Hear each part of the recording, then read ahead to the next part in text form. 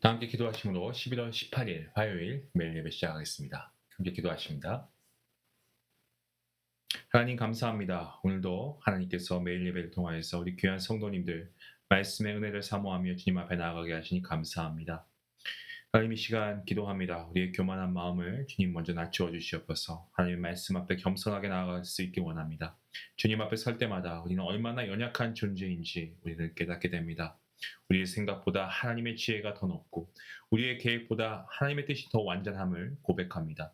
이 예배를 통하여서 겸손한 순종을 배우게 하시고 말씀을 듣고 아멘으로 그치는 것이 아니라 우리의 삶 가운데 믿음으로 행할 수 있는 귀한 믿음도 허락하여 주시옵소서. 주님이 말씀하시면 예로 응답하는 믿음, 주님이 멈추라 하시면 잠잠히 기다릴 줄 아는 인내의 믿음도 허락하여 주시옵소서. 오늘 우리의 예배가 주님께 순종의 향기도 드려지게 하시고 겸손한 자에게 은혜를 더하시는 하나님의 손길을 경험하는 귀한 시간 될 수 있도록 하나님 함께하여 주시옵소서. 예배 시정을 주님께 맡기옵고 감사하며 예수님의 이름으로 기도하옵나이다. 아멘. 찬송가 436장 함께 하시겠습니다.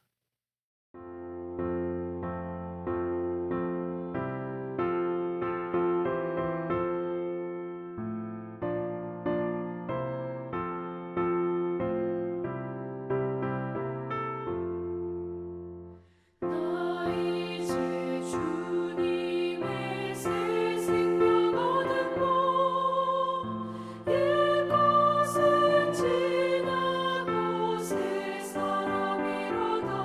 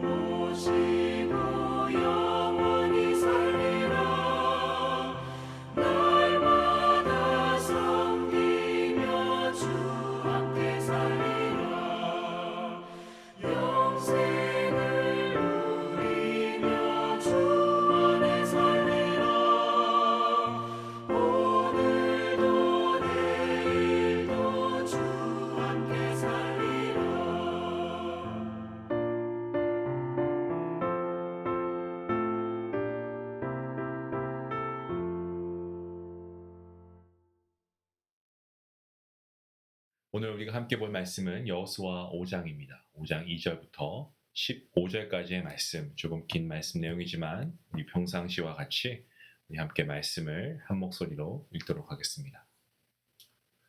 그때 여호와께서 여호수아에게 이르시되 너는 부싯돌로 칼을 만들어 이스라엘 자손들에게 다시 할례를 행하라 하시매 여호수아가 부싯돌로 칼을 만들어 할례산에서 이스라엘 자손들에게 할례를 행하니라. 여호수아가 할례를 시행한 까닭은 이것이니 애굽에서 나온 모든 백성 중 남자 곧 모든 군사는 애굽에서 나온 후 광야 길에서 죽었는데 그 나온 백성은 다 할례를 받았으나 다만 애굽에서 나온 후 광야 길에서 난 자는 할례를 받지 못하였습니다. 이스라엘 자손들이 여호와의 음성을 청종하지 아니하므로 여호와께서 그들에게 대하여 맹세하사 그들의 조상들에게 맹세하여 우리에게 주리라고 하신 땅 곧 젖과 꿀이 흐르는 땅을 그들이 보지 못하게 하리라 하시매 애굽에서 나온 족속 곧 군사들이 다 멸절하기까지 40년 동안의 광야에서 헤매었더니 그들의 대를 잇게 하신 이 자손에게 여호수아가 할례를 행하였으니 길에서는 그들에게 할례를 행하지 못하였으므로 할례 없는 자가 되었음이었더라. 또 그 모든 백성에게 할례 행하기를 마침에 백성이 진중 각 처소에 머물며 낫기를 기다릴 때에 여호와께서 여호수아에게 이르시되 내가 오늘 애굽의 수치를 너희에게서 떠나가게 하였다 하셨으므로 그곳 이름을 오늘까지 길갈이라 하느니라. 또 이스라엘 자손들이 길갈에 진쳤고 그달 14일 저녁에는 여리고 평지에서 유월절을 지켰으며 유월절 이튿날에 그 땅의 소산물을 먹되 그날에 무교병과 볶은 곡식을 먹었더라. 또 그 땅의 소산물을 먹은 다음 날에 만나가 그쳤으니 이스라엘 사람들이 다시는 만나를 얻지 못하였고 그 해에 가나안 땅의 소출을 먹었더라. 여호수아가 여리고에 가까이 이르게 되었을 때에 눈을 들어 본즉 한 사람이 칼을 빼어 손에 들고 마주 서 있는지라. 여호수아가 나아가서 그에게 묻되 너는 우리를 위하여냐 우리의 적들을 위하느냐 하니 그가 이르되 아니라 나는 여호와의 군대 대장으로 지금 왔느니라 하는지라. 여호수아가 얼굴을 땅에 대고 엎드려 절하고 그에게 이르되 내 주여 종에게 무슨 말씀을 하려 하시나이까. 여호와의 군대 대장이 여호수아에게 이르되 내 발에서 신을 벗으라 내가 선 곳은 거룩하니라 하니 여호수아가 그대로 행하니라. 아멘. 간혹 이런 질문들을 받을 때가 있습니다. 목사님, 정말 제게 믿음이라는 게 있는 걸까요? 정말 저는 믿음의 깊이, 믿음의 크기가 어느 정도 될까요? 제가 처음에 이런 질문을 받았을 때는 청년들에게 이런 질문을 종종 받긴 했는데 좀 당황스러웠습니다. 근데 나중에 이런 질문들을 한 그런 분들을 보면 좀 감동이 되더라고요. 왜냐하면 정말 자기의 믿음과 신앙을 성찰하는 어떤 그분들의 어떤 진지한 태도 가운데 이런 질문이 있지 않았겠습니까? 그래서 그런 질문 한 분들을 한번 떠올려 보면 정말 그런 열심을 가지고 있었던 분들이 많이 있었던 것 같습니다. 저 역시 종종 제 자신에게 같은 질문을 던질 때가 있습니다. 쉽게 답하기 어려운 부분인 것 같습니다. 오늘 본문을 보시면 우리가 이 질문에 좀 답을 어떻게 할 수 있는가 우리가 좀 힌트를 얻을 수 있을 것 같아요.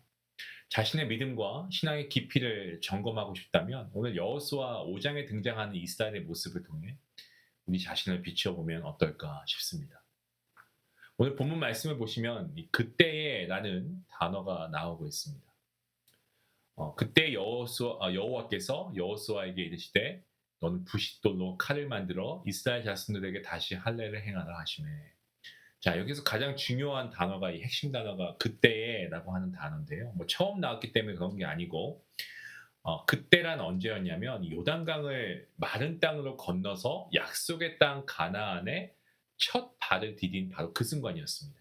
그러니까 이스라엘이 하나님의 기적을 경험하면서 요단강을 건너왔을 때 가나안의 왕들은 두려움에 사로잡혔고요. 그들의 마음이 녹았고 정신이 혼미해서 정신을 잃었다라고 성경이 기록하지 않습니까?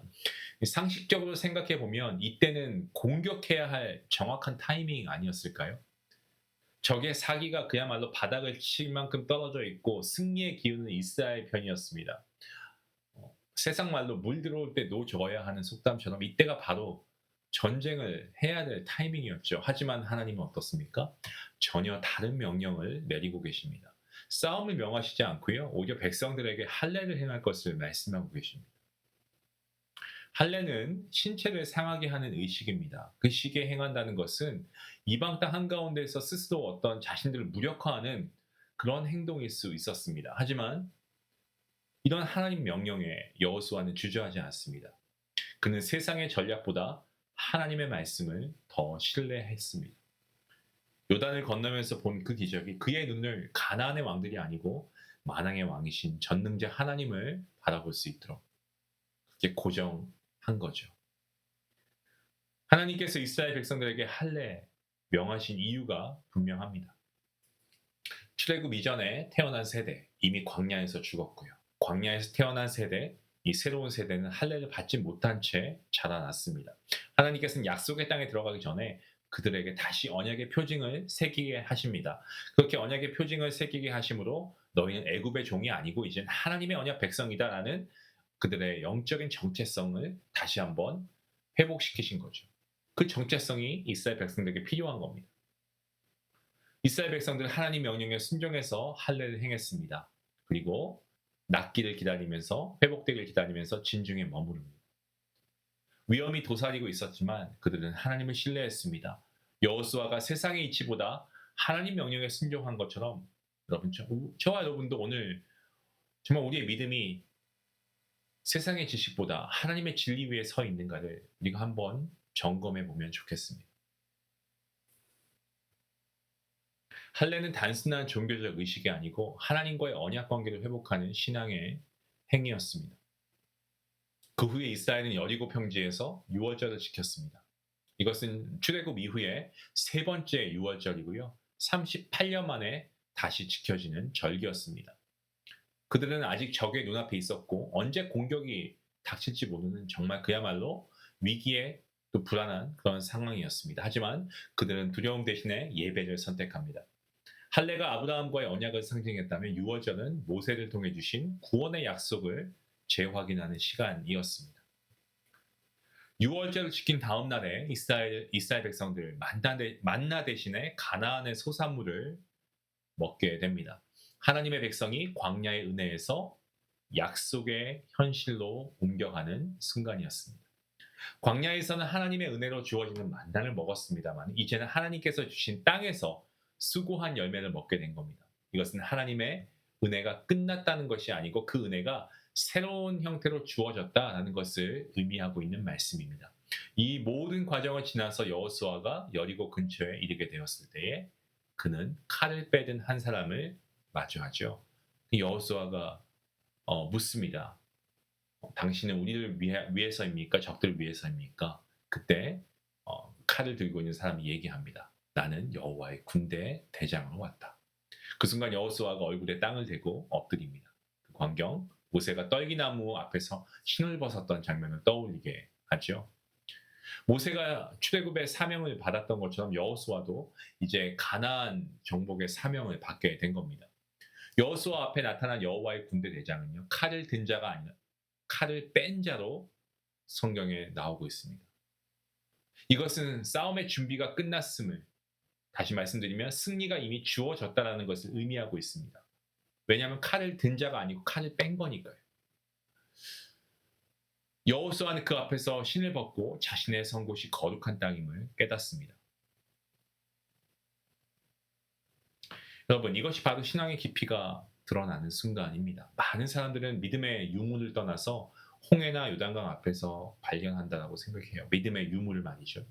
그래서 믿음이 있고 없고 그걸 우리가 어떻게 알 수 있냐? 홍해나 요단강 앞에 있어야 발견할 수 있다고 많은 사람들이 얘기한다는 건데 막다른 길, 정말 절망의 순간 도저히 해결할 수 없을 것 같은 문제 앞에서 하나님을 찾는 과정에서 믿음이 드러나는 것은 사실입니다. 하지만 신앙의 깊이는 홍해를 건너고 요단을 건넌 뒤에 더 분명하게 드러나는 것입니다.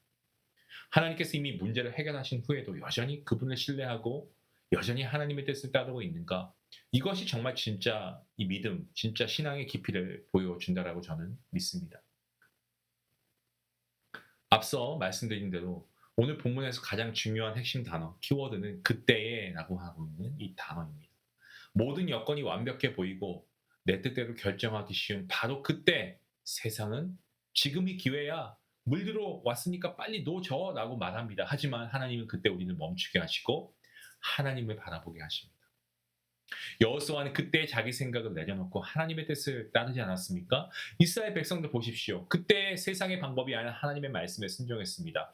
여러분, 우리의 믿음은 바로 그때에 드러납니다. 하나님께 드릴 수 없는 순간을 하나님께 드릴 때 우리의 믿음이 신앙이 깊어집니다. 오늘 우리가 여호수아처럼 그때를 하나님께 드릴 수 있기를 원합니다.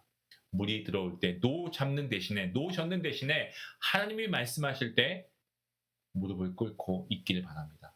하나님이 가라 하시면 가고 하나님이 멈추라 하시면 멈출 수 있는 순종. 우리의 삶에 필요한 믿음의 고백이 아닐까요? 우리의 삶은 하나님께서 통치하십니다. 우리의 믿음이 하나님 앞에 바로 설 때입니다. 오늘 그때를 우리가 명심하며 우리가 주님 앞에 믿음으로 나아갈 수 있는 복된 성도들 될 수 있기를 주님의 이름으로 간절히 기도합니다. 기도하시겠습니다. 하나님 감사합니다. 언제나 우리를 선한 길로 좋은 길로 인도하시는 하나님 아버지, 마침에 들어선 요단 서쪽 약속의 땅 초입에 들어선 그때의 이스라엘 자손이 보여준 모습을 아버지 우리가 말씀을 통해 살펴봅니다. 낯선 이방 땅에서 하나님 말씀에 순종하여 언약 백성으로서 구원의 약속을 되새기는 아버지 이들의 모습을 보며 오늘 나의 모습은 어떠한지 참 부끄러운 마음이 아버지 우리 안에 있음을 고백합니다. 주님께서는 오늘 우리에게 말씀하십니다. 오늘 이 말씀을 통해서 정말 우리의 마음밭을 완전히 갈아엎어 주시고 정말 우리의 마음이 정말 말씀으로 온전히 삼켜짐을 당하는 아버지 귀한 역사가 있기 원합니다. 그래서 정말 아버지 오늘 우리가 그때 하나님 말씀하신 그때에 우리가 순종함으로 하나님 말씀에 순종할 수 있는 우리의 상황을 바라보는 것이 아니라 주님을 바라보며 신뢰하며 하나님께 나아갈 수 있는 믿음의 백성들에게 주님 허락하여 주시옵소서. 감사하며 예수님의 이름으로 기도합니다. 아멘. 믿음의 사람은 상황이 아니고 말씀에 반응하는 사람입니다. 할 수 있을 때 하는 게 아니고 하나님 말씀하실 때 즉시 순종하는 것, 그것이 여호수아의 길이었고 오늘 우리 신앙의 길이 되어야 할 줄로 믿습니다. 이 말씀 생각하시면서 함께 기도하며 나아가겠습니다.